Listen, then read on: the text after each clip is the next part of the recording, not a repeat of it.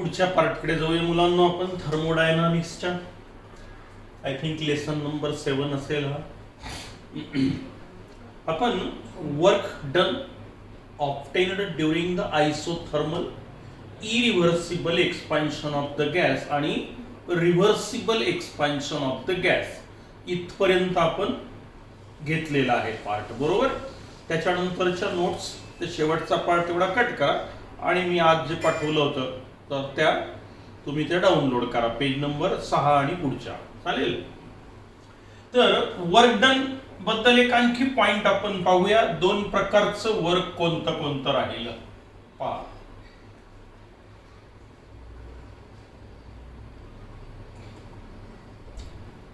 आता ही सिस्टीम झाली आपली, बरोबर आहे, आणि याला काय म्हणतो आपण, सराउंडिंग. आता गॅस जर एक्सपांड झाला तर काय होईल, gas is expanded from volume V1 to V2, बरोबर आहे, V1 टू V2. हे work done W is equal to किती असतं सांगितलं आपण, मायनस P डेल्टा V, बरोबर आहे. V2 मायनस V1 म्हणजे डेल्टा V. एक्सपांड झाला गॅस इथे, बरोबर आहे की नाही. आता हा V1 पासून V2 पर्यंत. आता अशा वेळेला याला वर्क ऑफ एक्सपान्शन म्हणू आपण.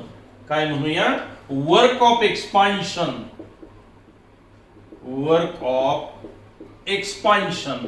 जेव्हा एक्सपान्शन होतं तेव्हा आपण असं म्हणणार, आता here work is done by the system on the surrounding. पुन्हा पहा, work is done by the system on the surrounding. Expand झाला गॅस, वर्क कोणी घडवून आणलं, हे सिस्टीमनी घडवून आणलं, पुन्हा सराउंडिंग वर. मग जेव्हा वर्क ऑफ एक्सपान्शन असतं तेव्हा आपण त्याला मायनस W म्हटलेलं आहे. हे वर्क डन निगेटिव्ह आहे इथे, बरोबर आहे. ते निगेटिव्ह काय येतं वगैरे येईल समोर हळूहळू. मग आता याला मी काय म्हणणार, work is done by the system on the surrounding. Work of expansion. Work is done by the system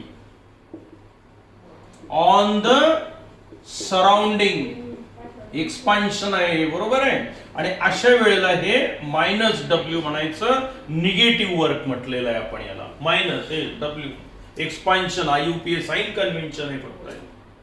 आता आणखी एका पद्धतीचं वर्क आहे. समजा की आपण गॅस जर कॉम्प्रेस केला तर काय होईल पहा बरं.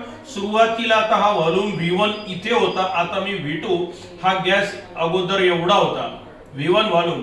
आता गॅस आपण कॉम्प्रेस केला, आता हे काय होईल, वर्क ऑफ कॉम्प्रेशन. इथे वर्कच घडून आलेला आहे, work of compression. Work of compression. आता अशा वेळेला तुम्ही काय म्हणणार माहितीये, work is done on the system by the surrounding.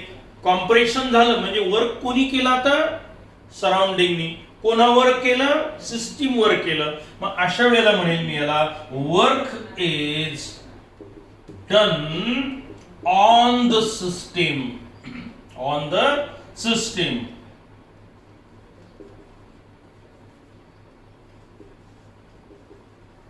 Bye the surrounding. पहा बरं, दोन्ही वाक्यातला अर्थ हे असेल आता प्लस W. पॉझिटिव्ह वर्क म्हणजे वर्क एवढी एनर्जी सिस्टीम मध्ये आली, थोडक्यात पॉझिटिव्ह येते. आणि हे वर्क ऑफ एक्सपान्शन, निघून गेलं वर्क एवढी एनर्जी सराउंडिंग मध्ये. पहिली ही काय आहे, वर्क ऑफ एक्सपान्शन म्हणजे work is done by the system on the surrounding. आणि कॉम्प्रेशन असेल तर work is done on the system by the surrounding. काही अडचण आहे का, हे बघा, work is done by the system आणि हे work is done on the system.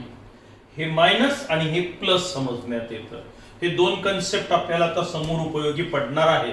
मग आता वर्क ऑफ कॉम्प्रेशन झालं असेल तर काय म्हणायचं, work is done on the system by the surrounding. आणि एक्सपांड होत असेल तर कोणी वर्क केला, तर हे work is done by the system on the surrounding. ठीक आहे, दोन्ही कन्सेप्ट आले लक्षात. मग निगेटिव्ह वर्क म्हणजे एक्सपान्शन आणि पॉझिटिव्ह वर्क म्हणजे कॉम्प्रेशन. चालेल. आता आपण एका नवीन कन्सेप्ट कडे जाणार आहोत. पॉइंटचं नाव आहे इंटरनल एनर्जी. काय? इंटरनल एनर्जी, इंट्रिन्सिक एनर्जी यालाच म्हटलं जातं. And it is denoted by capital U in thermodynamics. पहा, आपल्याला आता नवीन कन्सेप्ट कडे जायचं आहे. इंटरनल एनर्जी,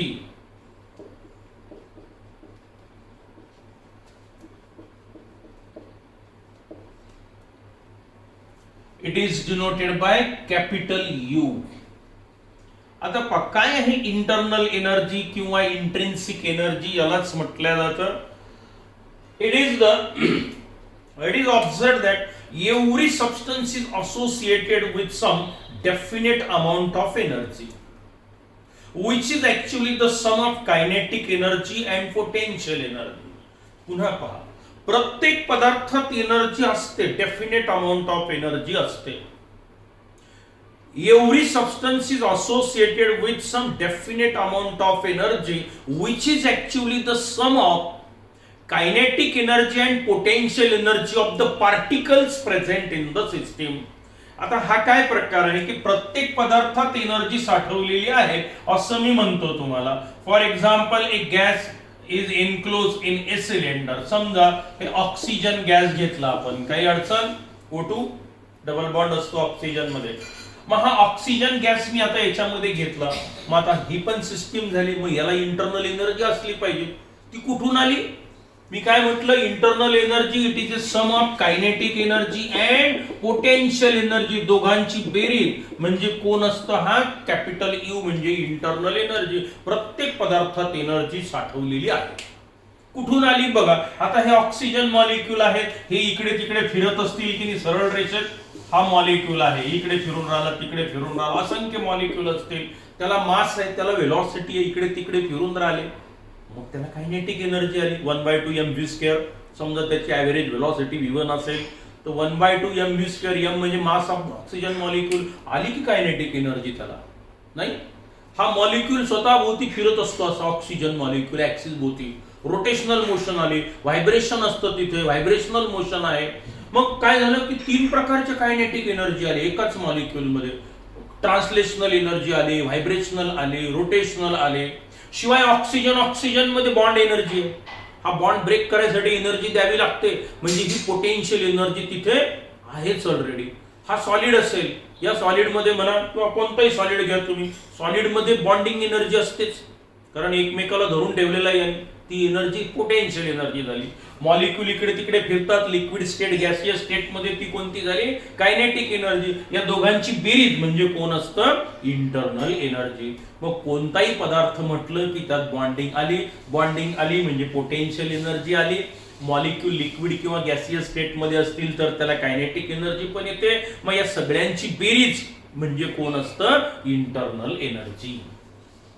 मग आता वाक्य समजलं माझं? Every substance is associated with some definite amount of energy which is actually the sum of kinetic energy and potential energy of the particles present in the system.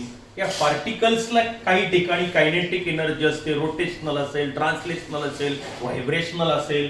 त्याच्यात bond energy म्हणजे potential energy असते. अजूनही काही अशा energy असतील की जे आपल्याला माहिती आहे, इलेक्ट्रॉन आहे त्याला मास आहे तो फिरून राहिला, आली एनर्जी, नाही का?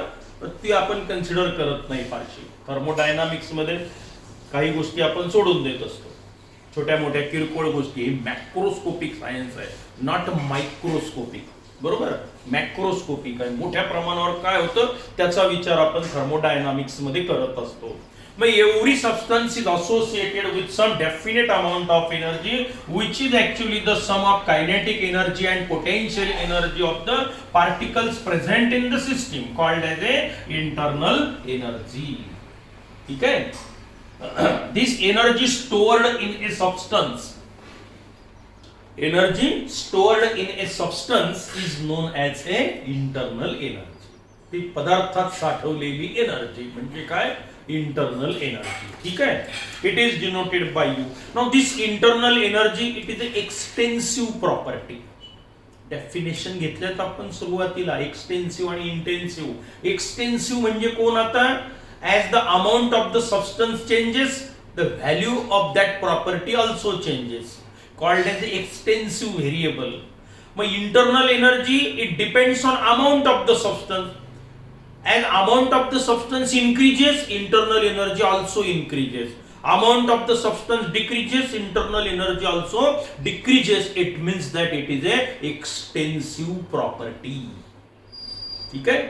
Now it is a state function. State function म्हणजे काय, तेही व्याख्या येऊन गेलेली आहे. State function whose value depends only on initial state and final state called as a state function. मग समजा एखादी सिस्टीम आहे, इंटरनल एनर्जी सुरुवातीची U1 आहे, याला म्हणू आपण आता internal energy of initial state. Initial state सुरुवातीला इंटरनल एनर्जी पदार्थात किती होती, U1. फायनल चेंज झाल्यानंतर समजा ती U2 झाली, मग याला म्हणतो मी आता internal energy of final state. चालेल. मग आता चेंज इन इंटरनल एनर्जी याच्यासाठी मी लिहिणार delta U. It depends only on the final internal energy and initial internal energy. It means that delta U should be equal to U2 minus U1. U1 म्हणजे कोण, initial internal energy of the system. Final internal energy म्हणजे कोण, U2. मग हे change वर अवलंबून नाही, कशा पद्धतीने बदल झाला त्यावर अवलंबून नाही, पाथवर अवलंबून नाही, कशावर अवलंबून आहे व्हॅल्यू, फक्त it depends only on the initial state and final state. मग internal energy it is a state function because change in internal energy delta U it should be U2 minus U1. It means that it depends only on the value of initial value, initial internal energy and final internal energy. मग आता internal energy म्हणजे काय माहित झालं. प्रत्येक पदार्थात सुप्त स्वरूपात किंवा कायनेटिक पोटेन्शियल एनर्जी साठवलेली असते. त्या एनर्जीला आपण इंटरनल एनर्जी म्हटलेलं आहे. हे स्टेट फंक्शन आहे. त्यानंतर हे एक्सटेन्सिव्ह प्रॉपर्टी आहे, पदार्थाच्या किमतीवर अवलंबून असते. अमाऊंट कमी जास्त झाला तर इंटरनल एनर्जी पण कमी जास्त होईल. आणि त्यानंतर स्टेट फंक्शन आहे delta U should be equal to U2 minus U1. आता एक आणखी महत्वाचा point, the exact value of the internal energy cannot be calculated. एखाद्या पदार्थाची इंटरनल एनर्जी किती आहे ते नाही सांगता येत. आहे एवढं माहित आहे आपल्याला, पण आपल्याला ती काढता येत नाही, ते शक्य नाही आपल्याकडून काढणं. मग आपण काय म्हटलं आता, the absolute value of the internal energy cannot be calculated. तुम्हाला U1 ची किंमत काढता येत नाही, U2 काय आहे तोही नाही काढता येत. But the change in internal energy can B calculated. तुम्हाला काय काढता येतं, काय मोजता येतं, फक्त हा डेल्टा U मोजता येतो. तुम्हाला U1 काढता येत नाही, U2 काढता येत नाही, U1 ची व्हॅल्यू माहिती नाही, U2 ची व्हॅल्यू माहित नाही. तुम्हाला फक्त काय माहिती असू शकतं, हा डेल्टा U म्हणजे चेंज इन इंटरनल एनर्जी.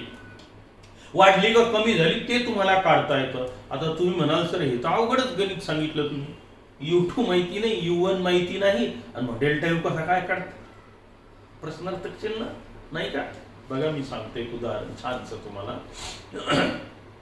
समुद्राच्या किनाऱ्यावर समजा आपण सर्वजण जर गेलो, सगळ्यांनी कमीत कमी पिक्चर मध्ये वगैरे समुद्र बघितलेला असेल, प्रत्यक्षातही बहुतांश मुलांनी बघितलेला असेल. अथांग पाणी पसरलेलं असतं नाही का. तर समुद्रात किती पाणी आहे, काय पाणी आहे, काही कोणी कॅल्क्युलेट केलेलं नसेल. मग एक जण गेला आपल्यापैकी आणि 1 लिटर पाण्याची बाटली भरून समुद्रातली ती घेऊन आला आणि मला दाखवलं, सर हे 1 लिटर पाण्याची बाटली आहे आणि बिस्लेरीची भरून आणली आहे समुद्रातली. मी निष्कर्ष काढला की समुद्राचं पाणी 1 लिटरनं कमी झालं. Am I right. मला समुद्रात अगोदर किती पाणी होतं माहिती आहे नाही, नंतर किती आहे माहिती आहे नाही, पण मी चेंज सांगितला तो चुकला का, की त्यातनं 1 लिटर पाणी आणलं म्हणजे ते काय झालं, तिथून कमी झालं म्हणजे मी काय काढलं, चेंज काढला. बरोबर आहे. किंवा एखाद्याने 1 बिस्लेरी बाटली पाणी भरलेलं आहे, 1 लिटर दिलं टाकून समुद्रात, मी काय म्हणेल, आता समुद्राचं पाणी 1 लिटरनं वाढलं. सुरुवातीला किती होतं काही गरज आहे नाही, नंतर किती आहे गरज आहे नाही. किंवा आता माझ्या खिशात किती रुपये तुम्हाला माहिती आहे का नाही, मलाही माहिती नाही. आता मी काय केलं, समजा हे 100 रुपये निघाला, हे काढले. पण तुम्ही आता एक निष्कर्ष काढला की सर तुमच्या खिशातले 100 रुपये कमी झाले. म्हणजे तुम्हाला किती होते माहित आहे का? नाही. किती नंतर शिल्लक राहिले ते माहित आहे का? नाही. पण 100 रुपये कमी झाले खिशातले. किंवा मी आता 100 रुपये टाकल्याबरोबर तुम्ही काय म्हणाल की सर तुमच्या खिशात 100 रुपयानं वाढ झालेली आहे. म्हणजे काय काढता तुम्ही? हा डेल्टा यू आपण असं काढू शकतो. आपल्याला U1 ची गरज नाही, काढता येत नाही. U2 माहित नसला तरी चालतो. हे माहित नाही, हे माहित नाही, पण आपल्याला हे सांगता येतं काय? डेल्टा यू म्हणजे कोण? चेंज इन इंटरनल एनर्जी आपल्याला काढता येते. आता ही इंटरनल एनर्जी बदलते सिस्टीमची. केव्हा बदलते बघा, दोन प्रकारे ती बदलू शकते. मग आता डेल्टा यू आपल्याला काढता येतो असं मी म्हटलेलं आहे, बरोबर आहे. इंटरनल एनर्जी ऍब्सोल्यूट व्हॅल्यू काढता येत नाही. Change in internal energy can B calculated. आता पहा इंटरनल एनर्जी कशी वाढेल. एक सोपं उदाहरण घेऊया आपण. A gas enclose in a cylinder नेहमीप्रमाणे.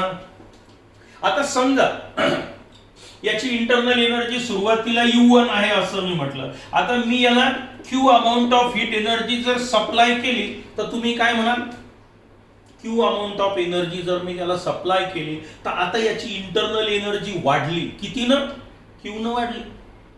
तुम्ही Q अमाऊंट ऑफ, समजा आता तुम्ही 100 किलो कॅलरी एवढी अमाऊंट ऑफ एनर्जी सप्लाय केली समजायचं. मग आता याची इंटरनल एनर्जी किती होईल? सुरुवातीला किती होती? U1. आता त्याच्यात कितीनं वाढ झाली? म्हणजे तुम्ही डेल्टा यू वाढला प्लस 100 किलो कॅलरी. म्हणजेच काय? तर हा प्लस Q म्हणायचं. Q amount of heat energy मी सिस्टीमला सप्लाय केली. म्हणजे if a system is heated by supplying the heat energy then its internal energy increases. Add झाली त्याच्यात आता, कारण मी हे केलं, बरोबर. मग इंटरनल एनर्जी केव्हा चेंज होईल? आता if a system is heated then its internal energy increases. किंवा आणखी एका पद्धतीने इंटरनल एनर्जी वाढू शकते. आता मी काय केलं? ए गॅस इज कॉम्प्रेस्ड. आता काय म्हणत असतो आपण? W amount of work is added into the system. Work of compression, work is done on the system by the surrounding. आता वर्क डन एवढी एनर्जी पुन्हा त्यात ऍड झाली, बरोबर आहे की नाही? मग आता हे वर्क म्हणजे एनर्जीच आहे. मग एनर्जी कितीनं वाढली? आता W न वाढली. याची सुरुवातीला U1 होती, आता W न. म्हणजे इंटरनल एनर्जी वाढण्यासाठी दोन चान्सेस आहेत. एक तर त्याला उष्णता द्या, जेवढी उष्णता द्याल तेवढी त्याची इंटरनल एनर्जी वाढली. किंवा त्या सिस्टीमवर जर वर्क झालं सराउंडिंगचं तर वर्क डन एवढी अमाऊंट ऑफ एनर्जी त्यात ऍड झाली असं म्हणायचं आपण. म्हणून ते प्लस W येतं, नाही का? Work is added into the system, म्हणून ते प्लस W घेतो आपण. मग आता इंटरनल एनर्जी दोन प्रकारे वाढू शकते. एक तर सिस्टीमला उष्णता द्या, इंटरनल एनर्जी वाढली. किंवा work is done on the system by the surrounding then also internal energy increases. Okay. आता कमी केव्हा होईल? If the system is cooled. आता मी याला जर थंड करायला ठेवलं तर यातून एनर्जी बाहेर पडेल. समजा थोडक्यात थंड होईल म्हणजे काय? यातली एनर्जी मी काढून घेतली. मग एनर्जी काढून घेतली तर इंटरनल एनर्जी काय होईल? त्याची कमी होईल. If the system is cooled it means that some amount of heat energy is removed from the system, then in that case internal energy of the system decreases. कमी होईल. मग ते मायनस डेल्टा यू घ्यायचं आपण. तेवढं कमी झालं. समजा आपण यातली 100 kilo calorie amount of energy काढून घेतली थंड करून, मग त्यातली कमी होईल की नाही ती, म्हणून ती मायनस डेल्टा यू. आणि हे आता प्लस आलं तुम्ही जेव्हा टाकली तेव्हा, आणि यातून काढून घेतली तर सिस्टीमची कमी झाली म्हणून मायनस. आणि समजा work is done by the system on the surrounding असेल तर काय झालं? आता हे वर्क ऑफ एक्सपान्शन जर झालं तर हे आपोआप होणार नाही. आता याच्यासाठी सिस्टीमची एनर्जी वापरल्या जाईल, म्हणजे कमी होईल. कोण? Internal energy. बघा, इंटरनल एनर्जी जशी दोन प्रकारे वाढू शकते तशी ती दोन प्रकारे कमी पण होऊ शकते. वाढते केव्हा? एक तर त्याला Q amount of heat energy supply करा, वाढली. किंवा work is done on the system करा, इंटरनल एनर्जी वाढली. आता इंटरनल एनर्जी कमी केव्हा होईल? जर मी त्या सिस्टीमला थंड केलं तर त्यातली एनर्जी निघून जाईल, कमी होईल. किंवा गॅस एक्सपांड केला म्हणजे काय होईल की तो गॅस एक्सपान्शन साठी इंटरनल एनर्जी वापरले जाईल. आपोआप काही घडत नाही, मग ती एनर्जी वापरली गेली, मग ती कमी झाली. अशा वेळेस work of work is done by the system on the surrounding, तेव्हा पण वर्क ऑफ एक्सपान्शन जेव्हा होईल तेव्हा मात्र इंटरनल एनर्जी कमी होईल. मग इंटरनल एनर्जी वाढण्यासाठी जसे दोन कारण तसे कमी होण्यासाठी पण दोन कारण आहेत. वर्क ऑफ एक्सपान्शन झालं तरी कमी होईल आणि यातली एनर्जी काढून घेतली तरी कमी होईल इंटरनल एनर्जी. बरोबर आहे. जेव्हा कमी होते तेव्हा मायनस डेल्टा यू राहील आणि जेव्हा वाढते तेव्हा इन्क्रीज इन इंटरनल एनर्जी असेल तर प्लस डेल्टा यू राहील. बरोबर आहे. 100 टाकली वाढली ना 100 म्हणजे प्लस डेल्टा यू झालं. प्लस डेल्टा यू म्हणजे काय म्हणतात increase in the internal energy of the system आणि मायनस डेल्टा यू असेल तर decrease in the internal energy of the system. Plus W असेल तर work is done on the system by the surrounding आणि minus W जर असेल तर work is done by the system on the surrounding. बघा sign convention आता हे मुळे आवश्यक आहे ते आणि फारच आवश्यक आहे. हे सगळं इंजिनिअरिंग याच्यावरच आधारित आहे. हे plus W minus W plus delta e minus delta E किंवा यू म्हणू आपण इथे आता. ठीक आहे. मग आपल्याला आता इंटरनल एनर्जी म्हणजे काय माहिती झालं. बरोबर आहे. इंटरनल एनर्जी माहिती झालं. आता आपण जाऊया फर्स्ट लॉ ऑफ थर्मोडायनामिक्स. हा अतिशय इंटरेस्टिंग आहे. नेहमी परीक्षेत सोपा प्रश्न म्हणून विचारला जातो. तरी प्रत्येकाला ते वाक्य लिहिता येतं, मार्क्स मिळून जातो. आता फर्स्ट लॉ ऑफ थर्मोडायनामिक्स म्हणजे दुसरं तिसरं काही नाही, हे आहे law of conservation of energy. काय आहे अगोदर पहिल्याच पिरियड मध्ये सांगितलं होतं. स्टेटमेंट 3 स्टेटमेंट देतो, तिघांचा अर्थ एकच आहे. पहिलं स्टेटमेंट आहे energy cannot be created cannot be destroyed but one form of energy can be converted into other form of energy. म्हणजे काय एनर्जी तयार होत नाही, एनर्जी नाहीशी होत नाही, पण एनर्जीचं एका फॉर्म मधून दुसऱ्या फॉर्म मध्ये रूपांतर होताना दिसतं आपल्याला. इलेक्ट्रिकलचं लाईट एनर्जी, केमिकलचं साऊंड एनर्जी वगैरे वगैरे. किंवा फॅन फिरतोय म्हणजे काय इलेक्ट्रिकलचं वर्क मिळतंय आपल्याला म्हणतो. वर्क एनर्जी मध्ये त्याचं रूपांतर होतं असं आपण म्हणतो. मग energy cannot be created cannot be destroyed but one form of energy can be converted into other form of energy. हे एक वाक्य अतिशय महत्वाचं आहे. यालाच काय म्हणू आपण फर्स्ट लॉ ऑफ थर्मोडायनामिक्स. एकाने सांगितलं तर the total energy of the universe remains constant. संपूर्ण विश्वाची एनर्जी ही कॉन्स्टंट असेल. म्हणजे काय आता जर एनर्जी तयारही करता येत नाही, एनर्जी नाहीशी होत नाही, तर मग या संपूर्ण विश्वाची एनर्जी कोणी वाढवू शकणार नाही आणि कोणी कमी पण करू शकणार नाही. जेवढी आहे तेवढी आहे. पण काय होतं चेंजेस होत राहतील. इकडचं तिकडे तिकडचं इकडे तिकडचं तिकडे काही हो चेंजेस. पण एकूण इंटरनल एनर्जी संपूर्ण विश्वाची जी आहे ती बदलणार नाही. कारण एनर्जी तयार होत नाही, एनर्जी नाहीशी होत नाही, पण एका फॉर्म मधून दुसऱ्या फॉर्म मध्ये त्याचं रूपांतर होत आहे. मग एकाने स्टेटमेंट काय दिलं की the total energy of the universe remains constant. बदल system to surrounding, surrounding to system होईल होऊ द्या, पण एकूण पूर्ण विश्वाचं काय राहील कॉन्स्टंट राहील. किंवा एकाने आणखी थोडं शॉर्ट करून सांगितलं, आपण एवढा मोठा अभ्यास करत नाही संपूर्ण युनिव्हर्सचा, मग ही घेऊया आपण आयसोलेटेड सिस्टीम. शब्द आठवला आयसोलेटेड सिस्टीम. सुरुवातीला पहिल्याच पिरियड मध्ये घेतलाय. Thermos flask, heat energy cannot be exchange with surrounding. बरोबर आहे. आता समजा इथे क्यू अमाऊंट ऑफ एनर्जी आहे इथे. बरोबर आहे क्यू. आता काय होईल ही आयसोलेटेड सिस्टीम आहे. आता इथे काही चेंजेस झाले, समजा A plus B it will give rise to C plus D, काही झाले असेल चेंजेस, तर आता यांनी बाहेरून हीट एनर्जी आत जात नाही, आतली एनर्जी बाहेर जात नाही. आतून एनर्जी बाहेर येणार नाही, बाहेरची एनर्जी आत येत नाही. मग आतली एनर्जी बदलण्याची काही शक्यता आहे का? नाही. बदल होईल एका एनर्जीतून दुसऱ्या, दुसऱ्यामधून तिसऱ्यामध्ये. म्हणून त्याने एक वाक्य सांगितलं आपल्याला केमिस्ट्रीमध्ये, the total energy of the isolated system remain constant whatever changes may takes place in the system. या सिस्टीम मध्ये काही चेंजेस जरी झाले तर त्याची एनर्जी बदलणार नाही. का बरं? कारण आत एनर्जी तयार होत नाही, आत नाहीशी होणार नाही. भलाही एकमेकाचं रूपांतर एकमेकामध्ये होईल, पण बदलणार नाही, आतून बाहेर नाही, बाहेरून आत नाही, आतली जी काही आहे सुरुवातीला तेवढी ती कॉन्स्टंट राहील. मग हे एक स्टेटमेंट आहे. The total energy of the isolated system remains constant, the total energy of the universe remains constant. किंवा energy cannot be created, cannot be destroyed, but one form of energy can be converted into other form of energy.